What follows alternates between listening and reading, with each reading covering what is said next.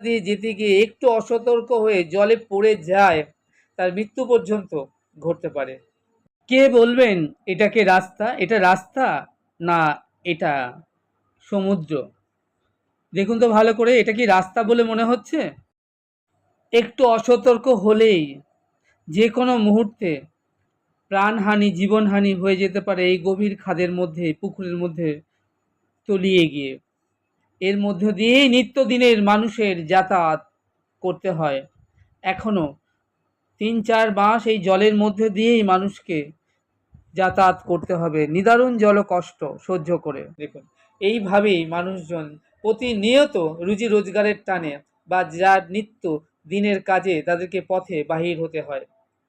তাই আমি আজ আপনাদেরকে এই নবপল্লী লোকনাথ নগরের চিত্রটা আপনাদের সামনে তুলে ধরলাম। আপনারা দেখে নিশ্চয়ই বুঝতে পারছেন এখানকার মানুষেরা যারা বাস করেন, পল্লীবাসী, তারা নিদারুণ কত কষ্টে এই জল যন্ত্রণার মধ্যে তারা এখানে রয়েছেন। আপনারা দেখুন, যেদিকে তাকাবেন শুধু জল আর জল, যেদিকে তাকাবেন শুধু জল আর জলই দেখতে পাবেন। মনে হবে যে দীঘা চলে এসেছে বারাসাতে। নৌকা ছাড়া এই পথে চলাচল প্রায় অসম্ভব, এরকম একটা অবস্থা।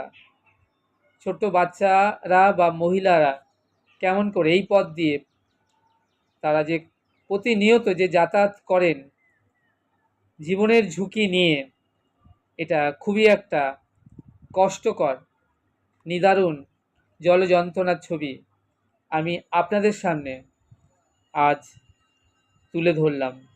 শুধুমাত্র নবপল্লী এই লোকনাথ নগরই নয়, বারাসাতে এরকম বহু এলাকা রয়েছে যেখানে মানুষ জল যন্ত্রণা ভোগ করে নিদারুণ কষ্টের মধ্যে তারা বসবাস করেন এবং যাতায়াত করে থাকেন।